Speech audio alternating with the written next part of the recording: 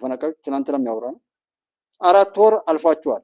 ከተለያየ ቦታ ላይ የሚመጡ ሰዎች ምናምን ነበር ድጋፍ የሚያደርጓቸው። ምናልባት መንግስት አሁን ያለው መንግስት 30 ሺህ ነው። አንድ ሰው አይደለም እያወራን ያለው። አለው ላይ ሰው ያሽቃብታል።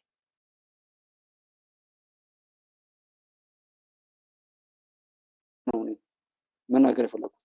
ትናንትና ውሸት ነው መስሎ ዛሬ ደውዬ አጣራሁ እንደገና ያው ነው። 30 ሺህ በላይ ከ4 ወር በላይ አልፏቸዋል። እና ተብሎ ልጆች ምናምን አለ።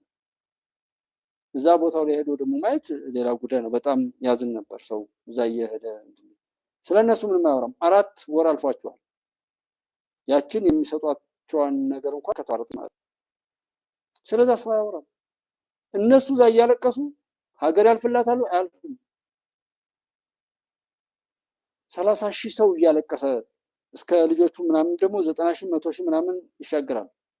እዚህ ደብረ ብርሃን ላይ ያለችውን ብቻ ነው እኔ መናገር የፈለኩት። ትናንትና ውሸት ነው መስሎ ዛሬ ደውዬ አጣራሁ እንደገና ያው ነው። 30 ሺህ በላይ ከ4 ወር በላይ አልፏቸዋል።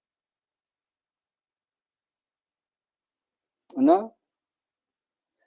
እኔ መንግስት እያወቀ ምናምን አይመስለኝም። መንገድ ላይ የቁራ መልእክተኛ እየተሆነ ነው አሁን እንትን የሚባለው። ለነሱ የሚሄደውን ብስኩት በአየር ላይ የሚሸጥ ሰው ሁሉ አለ። በእነሱ ስቃይ ላይ የሚነግድ ማለት በዛ ልክ ሰብናችን ስለተበላሸ ትኩረት ቢሰጥ። ምክንያቱም የነሱ ሰቆቃና የነሱ መከራ ለሀገር መከራ ይዞ ይመጣል። ማት ያወጣል። እዚህ ጋር በረከት ከቆረቆረችን ኦኬ ተቆርቆረን ህግን ተሽሮ እሷ ነጻ ትውጣም የሚለውን አልቀበልም። የግል ሀገር እንድትሻገር ነው የምፈልገው። ህግ ተግባራዊ እንዲሆን፣ ስራው እንዲሰራ፣ ሀገር እንደ ሀገር እንድትጸና፣ ፍትህ እንዲረጋገጥ። በዚህ መሰረት ማንም ከህግ በታች ነው መሆን ያለበት። አንድ ጠቅላይ ሚኒስትር ሌት ተቀን የሚለፋ ሰው ትንሽ ትልቁ አፉን እየከፈተ የሚሳደብበት ሀገር ላይ በእርግጥ ፍትህ ስላልተረጋገጠ ነው፣ ህግ ስራውን ስላልሰራ ነው፣ ሁሉም በክብሩ ስላልቆመ ነው። ወራዶች በዛ ልካፋቸውን ከፍተው የ130 ሚሊዮን ህዝብ መሪ እንደፈለጉ አፋቸውን ሲከፍቱ የሚሉት ባሉበት ስኬት የራቃቸው በአንድ ሰው ፊት እንደ ሰው የማይቆሰንካላ ሰዎች የኢትዮጵያን መሪ አፋቸውን ከፍተው ሲሳደቡ ነው። ያንን ሁሉ ነገር ስርዓት የሚያስይዘው ህግ ሲሰራ ነው። ህግ ሲሰራ፣ ፍትህ ሲረጋገጥ፣ ሀገር ስትቀጥል እንደዛ አይነቱ ውዳቂ ባንዳና የባዕዳ ፈረስ ሆኖ የሚጋለው ሁሉ ልኩን እያያዘ ኢትዮጵያ የተሻገረ ትቀጥላል። እና እዚህ ጋር